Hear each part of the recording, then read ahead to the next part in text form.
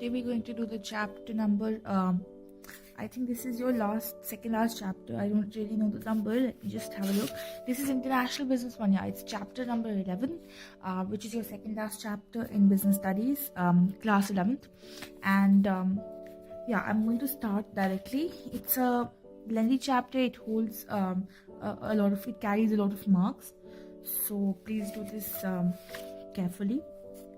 So yeah, let's start. Now I'm going to skip some pages, and why I'm going to do that is I'll tell you very soon, but I'm going to directly come to this here, this here, and this is the major difference between domestic and international business.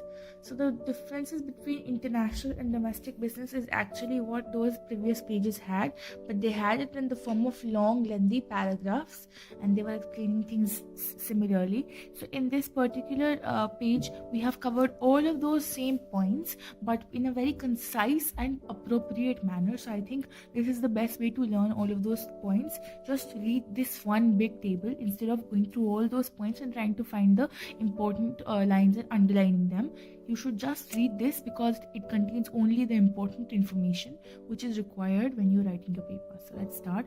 Now to learn this, we have used the abbreviation MCDNPB.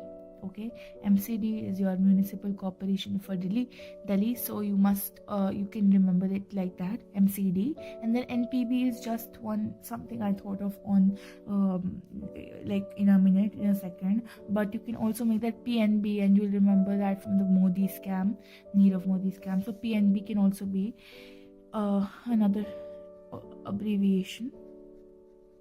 Yes, I've written that for you. So MCD, PNB, or MCD, NPB, anything you like. So we start and we go according to this only, so that it's easier for us to understand. So M stands for mobility of factors of production. So basically, when we talk of domestic business, the mobility of factors of production, like your labor or your raw materials and capital, it is very easy, relatively easy actually, because movement is happening within the country. So degree of mobility is higher. Okay. And then when we talk of international business, the degree of mobility of factors of production is obviously less, because it is happening across nations. Okay, so there's not one nation, but many nations which are involved in this case. So mobility of factors of production becomes less.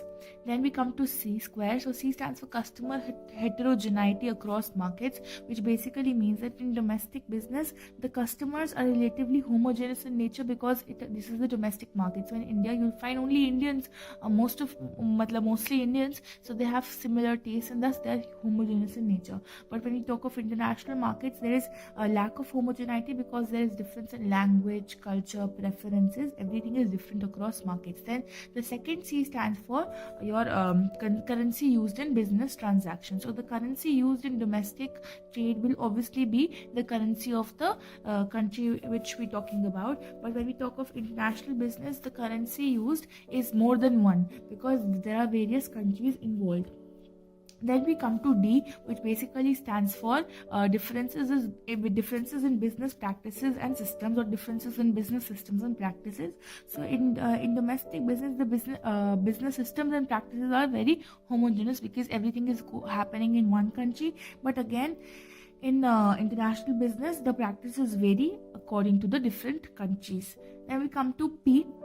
I'm going according to the second abbreviation, which is MCD, PNB. So P, we have one P, which basically stands for political system and risks. So the political system within a country is the same, because domestic businesses has to bear the risks of only one political system. But here in different countries, countries have different forms of political systems and different degrees of risks associated. So there might be barriers of international business and things like this that may exist when we talk of different countries.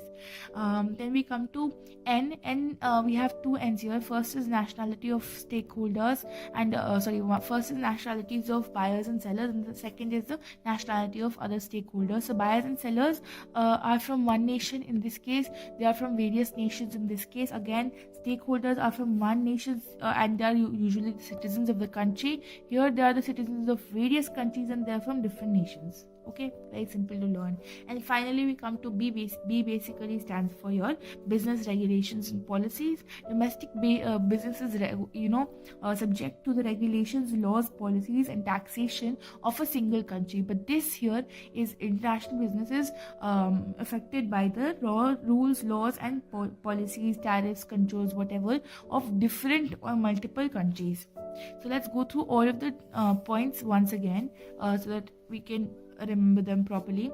These are the bases of differences. If you remember the bases of differences, you can easily write the content, because it is basically the bases of differences which basically help in writing the content, because we already know all of this. We just need to have that small idea of about how to go about it.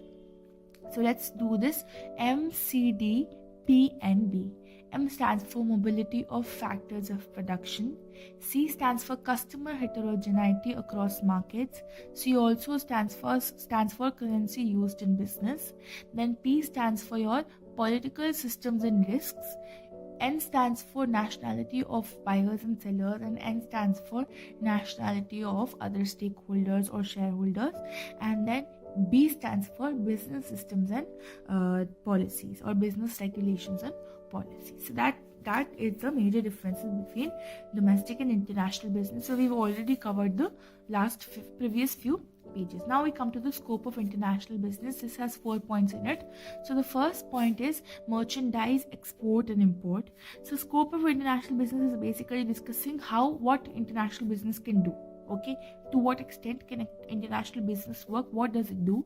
So first, it obviously, when we talk of international business, we're talking of merchandise, export and import. What does merchandise mean? It basically means that goods are being sent abroad and they are being received from abroad in our country. So sending tangible goods abroad. Merchandise imports means bringing tangible goods from a foreign country to one's own country. So sending tangible goods abroad is merchandise export, and bringing foreign goods to our country, foreign tangible goods to our country, is known as import or merchandise import. Okay, then we come to service exports and imports. So here we talked only of goods. Now we talk of service also. So services can also be exported and imported, and these involve trade in intangibles. It is because of the intangible aspect of services that trade in services is also known as invisible trade. Okay? And that's it. You don't really need to read the rest of the paragraph. There isn't much here, except they are talking of various services which are prominent when we talk of export and import of services, like tourism and your major constituents of world trade like transportation and business services. Then we come to licensing and franchising. So permitting another party in a foreign country to produce and sell goods under your trademarks, patents or copyrights in lieu of some fee is another way of entering into international business. So when you're allowing the use of your name, trademarks and your technology, then allowing the use of these things to a person who is living in another country so that he can sell the goods in your name, and that is known as licensing. And franchising is also similar. Franchising is when we talk of services, licensing is when we talk of goods. So if you're allowing the use of goods under your name, then that's licensing. If you're allowing the use of service under your name, it's known as franchising. McDonald's is a type of franchising, and Pepsi and Coca-Cola are again examples of licensing. Okay, now we come to the last final point for scope of international business, which is foreign investment. We can also conduct international business through foreign investment, where funds are coming from abroad, and there is financial exchange taking place between more than two countries. Foreign investment can be of two types, so it has two dimensions to it. The first one is direct investment, which is also known as foreign direct investment or FDI, and the second is portfolio investments. So direct investment basically takes place when a company is directly investing in some asset, like your properties or plant, machinery, etc., in foreign countries, so that he can undertake production and marketing of goods or services in that country. Okay, so this provides the investor some kind of controlling interest in the foreign company, and this is known as FDI or foreign direct investments. Okay, investments in production, marketing facilities are made jointly by one or more foreign parties, and such an operation is known as joint ventures. So joint ventures, wholly owned subsidiaries, all of these things we'll discuss subsequently, and all of these come under foreign direct investment. On the other hand, a portfolio investment is an investment that a company makes in another company by way of acquiring shares or providing loans to the latter, and earns income by way of dividends. So instead of directly being involved in the operations, in portfolio investment, what they're doing is they're buying their shares or they're giving them some loans so that they can earn some interest or dividend on this, and they do not get directly involved in the functions and marketing operation. They simply earn an income. Okay, so that is the definition of portfolio investment and direct investment, which comes under foreign investment. So let's go over the scope of international business once again. The first thing we discussed was your merchandise export and import. Then we discussed service exports and imports. Then we discussed licensing and franchising, and finally we came to foreign investment. Now we come to the benefits of international business to nations. So for benefits to nations, we have the abbreviation MIE. So M basically stands for more efficient use of resources. So what is the benefit to nations? That nations can so some nations have more of petroleum. Some nations may have more labor and less capital. So different nations have different strengths. Now what they can do is, through international business, they can focus on their strengths. They can do manufacture or take up activities which are investing or using the resources to the best to the highest extent, and thus they can contribute to the international market also while improving their own market. So what this basically means is कि जैसे अगर मेरी country में labor ज़्यादा है, so thus we undertake manufacturing for other countries. ठीक है, तो this way I am getting, so in India is getting more employment opportunities, and we are also growing because technology from international markets is coming in, and we can also sell the manufactured goods in international markets. So this is a way international exchange or international business is taking place, and we are using our resources, which is basically your labor appropriately or more efficiently. So when countries trade on this principle, they end up producing much more than what they can when each of them attempts to produce all the goods and services. So if you want to produce all the goods and services, you might lag behind. But if you're producing only that which you're good in, and you're importing that which the other person is good in, then that basically helps you improve your economy. And if such an enhanced pool of goods and services is distributed equitably among nations, it benefits all the trading nations. So that is the idea behind more efficient use of resources. Then we come to I. So I has 2 points under it. First is improving growth prospects and employment potential. So basically, once you have, like I told you in this point also, if you are involved in international business, and foreign companies might come into your country, or you might go abroad to work for foreign companies. In both the cases, the employment is increasing, the growth prospects are increasing, the countries are growing, and the developing ones can execute their plans and become large scale. Okay, and if they don't have a big enough domestic market, then they can go to other international markets. So this helps them in not only improving the growth prospects, but also creates opportunities for employment of people living in these countries.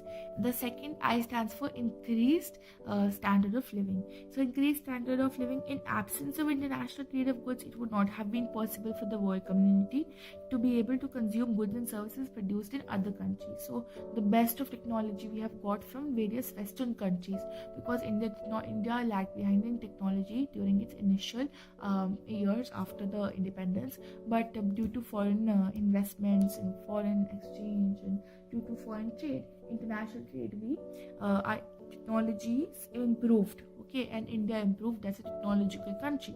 So this basically means that it increases the standard of living. Now we have technology, we do everything on our phones and our laptops, and through technology, even manufacturing processes take place through technology. So our standard of living is increasing because we invested in international business or international trade. And now we come to the final point, which starts with E, which basically means earning of foreign exchange.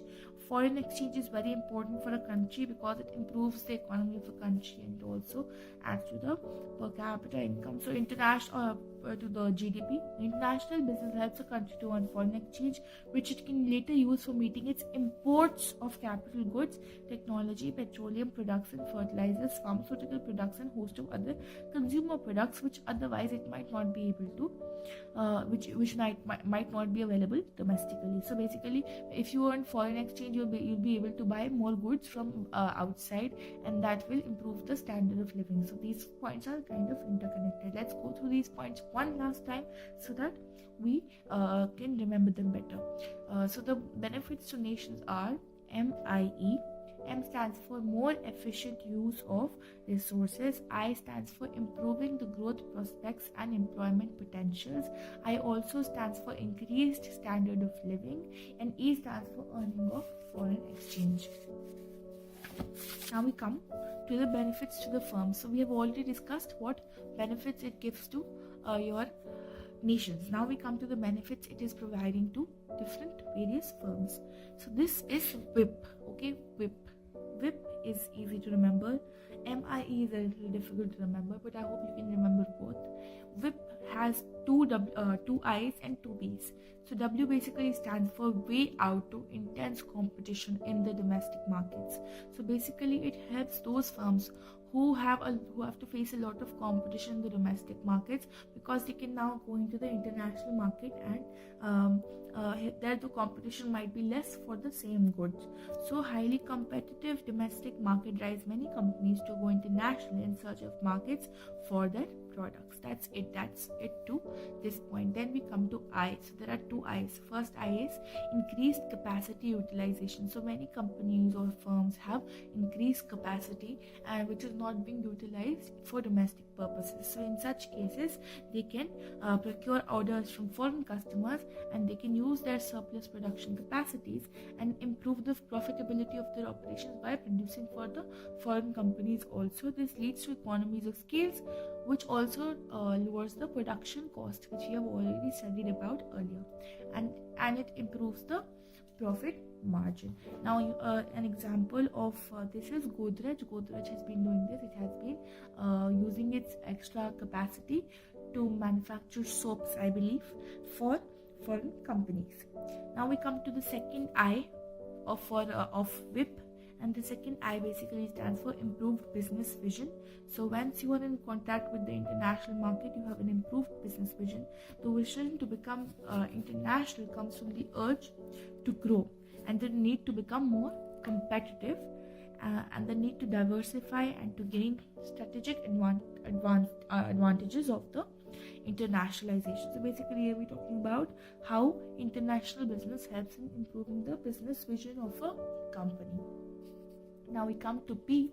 So we have two P's again. The first P stands for prospects for higher profit. So basically your international business can help in increasing the profits, because it is more profitable than the domestic businesses in most cases. So when domestic prices are lower, you can go to the international market and you might get a higher price for that same product. Then the second is prospects for growth.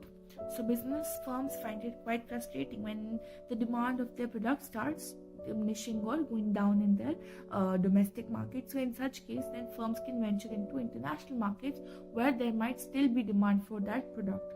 Okay, so now once the domestic market has been exploited completely and it does not have any more space, then they can move on to the overseas market, and there they can expand, so they can increase their prospects for growth. Now let's go over the benefits to firms once again. W stands for way out to intense competition of the in the domestic market. I's, we have two I's. So the first I stands for increased capacity utilization. The second I stands for improved business vision. Then we have two P's. The first P stands for prospects for higher profits, and the second stands for prospects for growth. Now I'm going to go once again over the benefits to nations, and I'll go again over the benefits to your firms, so that we can learn this properly. You will be able to learn it if you hear it repeatedly. So benefits to nations, it was MIE, where I was in square. So M stands for more efficient utilization of resources. Then I was increased standard of living and improved growth prospects and employment potentials. And E stood for I think foreign exchange. It was some point related to foreign exchange. I think increase in foreign exchange, or I think earning of foreign exchange. I'm very sorry, but even I haven't learned all of this. I'm just explaining it to you guys. So I'm learning it as I go with you guys, which makes it more fun. Yeah, so MIE. And then we come to benefits to firms. So that was WIP, WIP, with 2 I's and 2 P's. W stands for way out to intense competition in domestic markets. Your I, there were 2 I's. So the first I stood for improved business vision, and then there was increased capacity utilization. And then we have 2 P's. The first P stands for prospects for higher profits, and the second P stands for prospects for growth. Now we come to the modes of entry into international business. So this is the real part, or the real deal in the chapter, where we're discussing the different ways international business can be conducted. So the first and the most obvious one is export and import. This is the one we have discussed the most, and we will be discussing this in greater detail when we talk of international business too, where we are discussing export procedures and import procedures in great detail.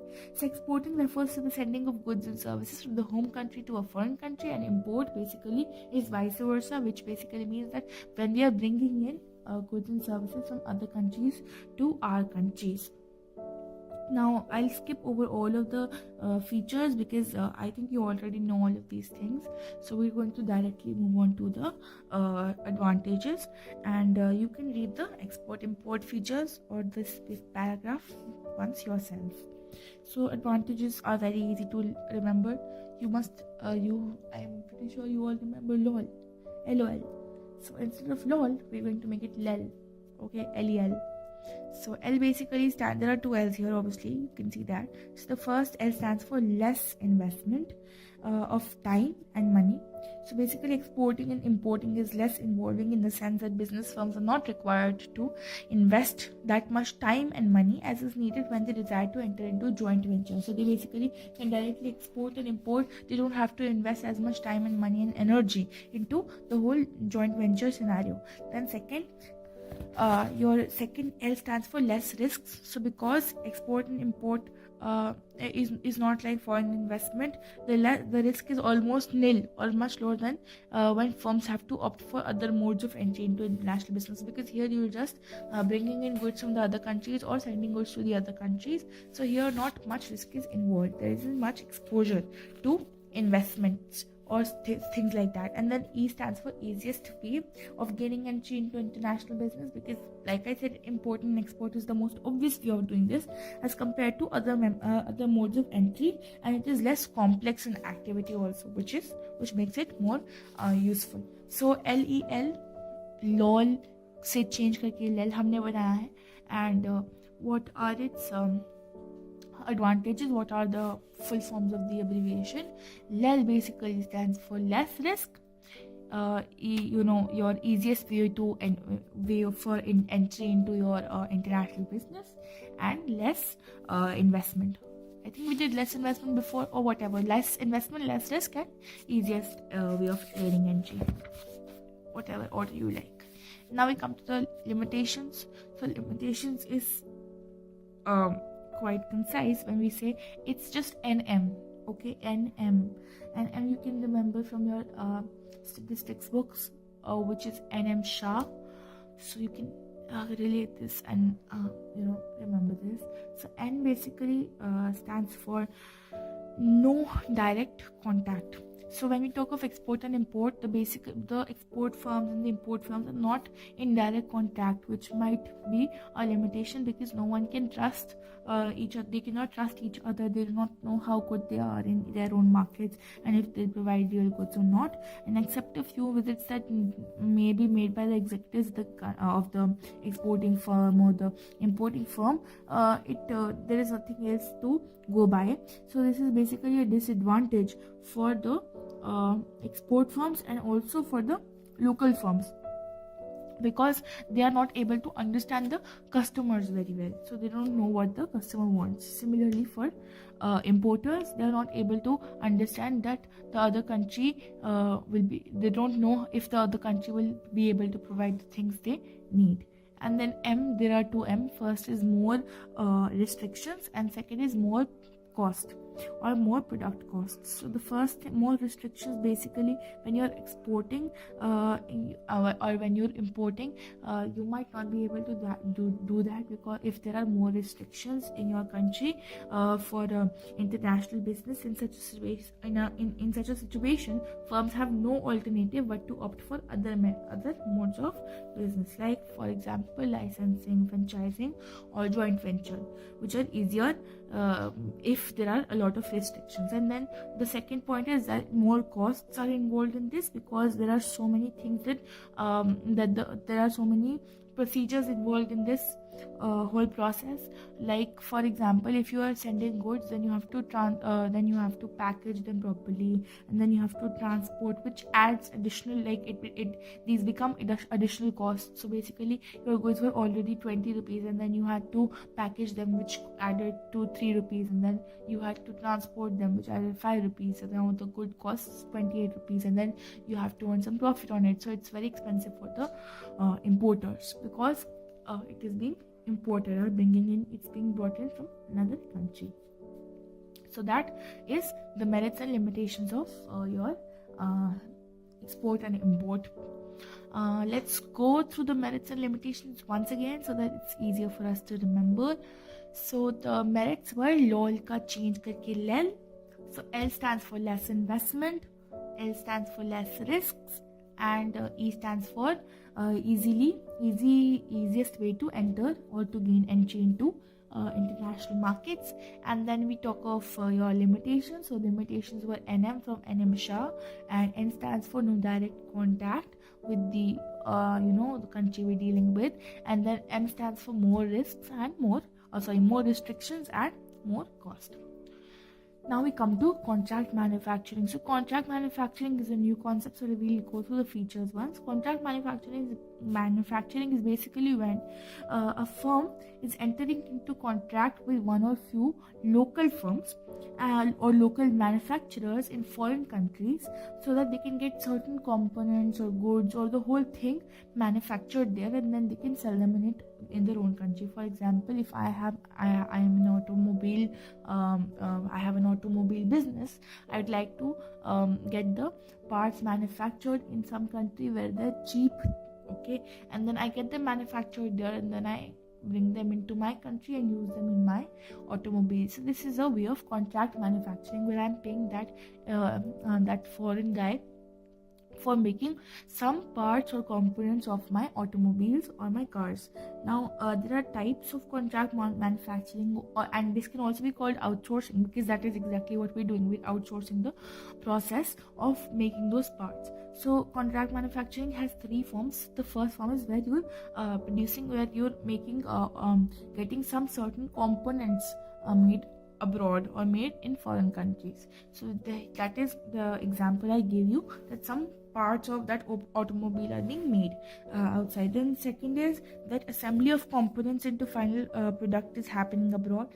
Like for example, assembly of hard disk is happening abroad. So you have made the things yourself, but you're getting them assembled somewhere else. That is the second way contract manufacturing can take place. And finally, so it may also be that the whole product is manufactured abroad. Okay, the whole product is manufactured abroad. So that is the third way. Now we'll skip through this paragraph because it's again just describing the same old things. You can go through it once. And then we come to advantages. Now advantages can be learned as Lily. Okay, but Lily does not have a Y in it. It has I's in it, and it has two L's. So Lilli. Okay, Lilli. So L basically stands for less investment.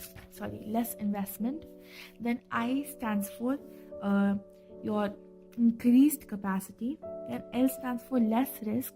Then L again stands for low cost. Then I stands for increased opportunity. So let's go through these again.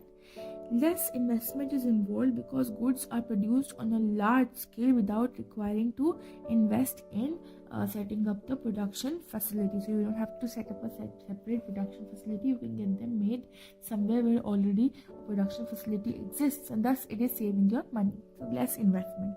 Next, less risk is involved because no or little investment is made in foreign country. So here less risk is involved.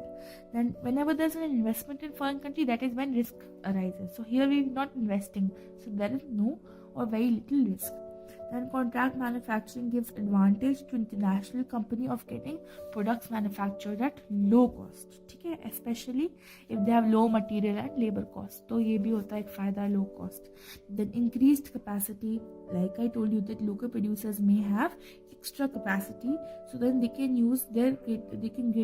properly utilize those extra production capacities, and like I told you, the Godrej Group is benefiting from this. And then finally they have increased opportunities. And who has increased opportunities? The local manufacturer, because he gets the opportunity to get involved in international business, which he might not have gotten otherwise, and he's producing goods for international firms now. Okay, so these are the advantages. Let's go through this once again. L stands for less investment, I stands for increased opportunity, L stands for less risk, L stands for your low cost, I stands for increased capacity. Now we come to the limitations. So the local firms might not adhere to the production and design and quality, which might lead to quality problems. Okay, so the first point is quality problems. Next point is that sometimes there is less control over the product. And who has less control? The local manufacturer, because he has to follow the instructions of the foreign manufacturer, which basically leads to less control over the product. And then finally the local firm producing is not free to sell the contracted output as per its will. It has to sell the goods to the international company at predetermined prices. तो इसमें क्या हो सकता है कि sometimes because there is less or no control over the prices, the local firm might get goods at lower prices. He might be paid less, or he might be paid more. So this may lead to less or no control over the prices. So we have 3 points here: less or no control over prices, less control over the products, and quality problems. So you can remember this as, because there is nothing else to go by, so you can remember this as QLL. Okay, QLL. Now let's go to the advantages and limitations once again.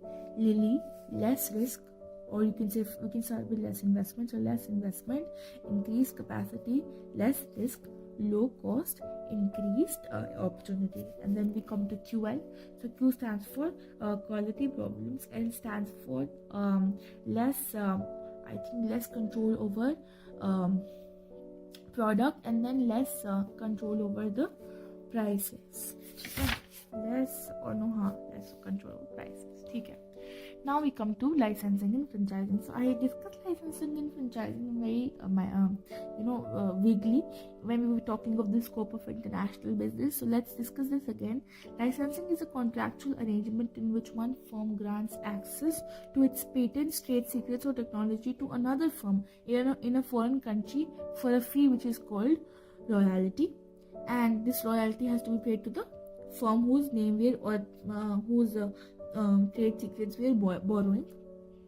So this is what licensing is, and like I told you that in this, goods are being talked about. So goods is, you can only license goods.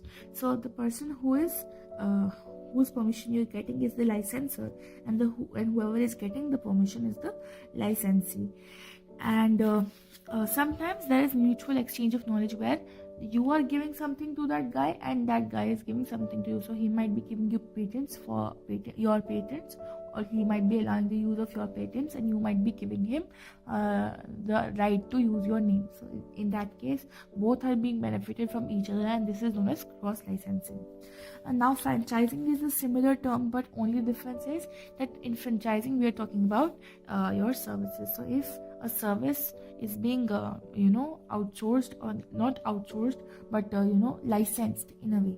So for example, if I am allowing the use of my name to a foreign guy, and I'm allowing him the use of my name and trademarks and ways of providing service, then in that case, if we're talking about services, it is known as franchising. Okay? So for example, McDonald's is selling burgers, so that's a service. Okay, it's providing some kind of a service, because for example, Cox and Kings is selling travel. I think they sell those brochures, and they give you packages and stuff. So all of these things are being done by a lot of people, and these people have basically taken franchisees of Cox and Kings, and they have paid them some amount of money, or you can say royalty, so that they can use their name. So they can use the name Cox and Kings or Thomas Cook. So this is what franchising and licensing is. So there are two differences here. The first difference is let me just underline the few.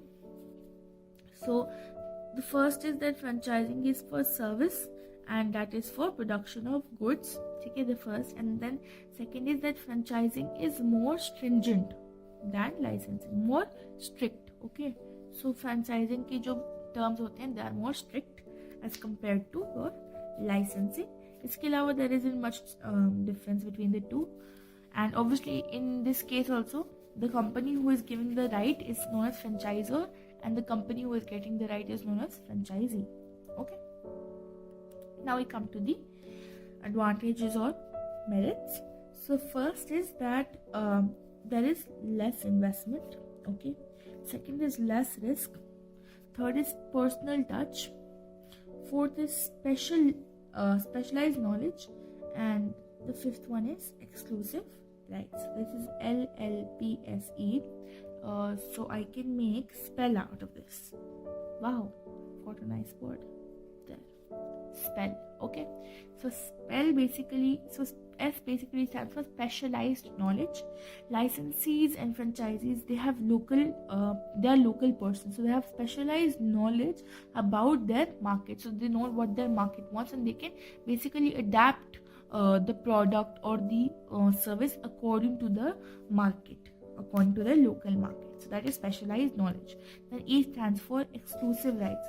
So as per the terms of the licensing franchising agreement, only those parties to the licensing franchising agreement are legally entitled to make use of the licensors और franchises copyright. So basically क्या होता है कि अगर तुमने licence लिया हुआ है, फ्रेंचाइज ली हुई है मैकडोनल्ड्स की, so only you can sell McDonald's good, no one else can until they get a similar franchisee. तो इस केस में you have exclusive rights, and thus you have a benefit over the other people who are in the same business. तो जो भी कोई अगर आसपास कोई बर्गर बेचता है, तो वो भी बर्गर बेच रहा है, आप भी बर्गर बेच रहे हो, बट आपके पास क्या फायदा है that you are selling McDonald's के burgers. So people might come to you and they might not go to him because he does not have any established brand name associated with him. ठीक है, so that becomes your E. I think I missed the P here, so I'll go over the P first. Personal touch. So since business is in foreign market, so obviously the financee or the licensee, which is the person who is allowing the use of his name, he cannot be involved. But those who is the licensor and franchisor cannot be involved because he is in another country. But you, who is the licensee or the franchisee, who has taken the license or the franchise, you have the knowledge about the local markets, and thus you can add personal touch. So it is similar to the specialized knowledge point. So specialized knowledge, personal touch, and then exclusive rights. And then we come to 2 L's. So the first L is less investment. So now you don't have to invest as much money in this. Why? Because already a brand name has been established, so you don't have to worry about advertising or going through the tedious process of setting up a brand name. That work has already been done. And then obviously there is less risk because you're using some brand name which has already been established.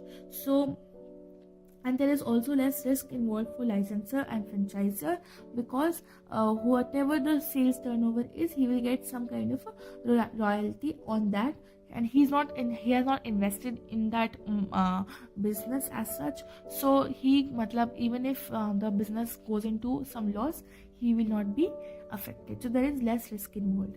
So we have done advantages of licensing and franchising. Let's go over them once again. Spell. S stands for specialized knowledge, P stands for personal touch, E stands for exclusive rights, S stands for less risk, and L stands for less investment. Now we come to the limitations. The first limitation is that there is more risk. Now you will say less risk yahan likha, more risk yahan likh rahe hain. Kya matlab hai? See, when we talk of licensor and franchisor, मतलब कि जिसने ये अपना नाम का allow करा है use, उसके लिए लेस रिस्क है, लेकिन जो यूज कर रहा है नाम, उसके लिए मोर रिस्क है. क्यों है more risk? Because there is a danger that the licensee can start marketing an identical product under a slightly different brand name. तो क्या होता है कि मतलब आपने मैकडॉनल्ड्स की वो ले ली फ्रेंचाइजी, ठीक है, फिर आपने सीख लिया कि मैकडॉनल्ड्स कैसे बर्गर बनाता है, कैसे सब काम करता है, एंड कैसे कस्टमर अट्रैक्ट करता है.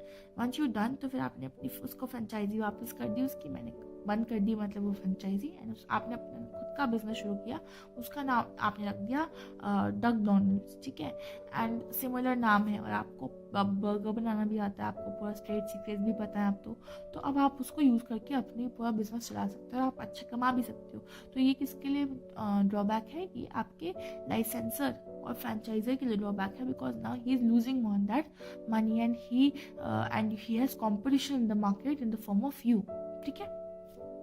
So that is more risk involved for him in this case. And second, no secrecy is there, obviously, because when franchisee or licensing is taking place, then he or that is the franchisor or the licensor is giving the licensee or the franchisee all of his trade secrets and patents and whatever ways he uses to attract customers and to sell his goods. तो अगर ये सब दे देगा which is trade secrets, तो फिर कुछ तो no secrecy बचेगा, राइट. सो इसमें ये प्रॉब्लम होती है कि मतलब हो सकता है वो सीक्रेट्स किसी को डाइवर्ज कर दिए जाए.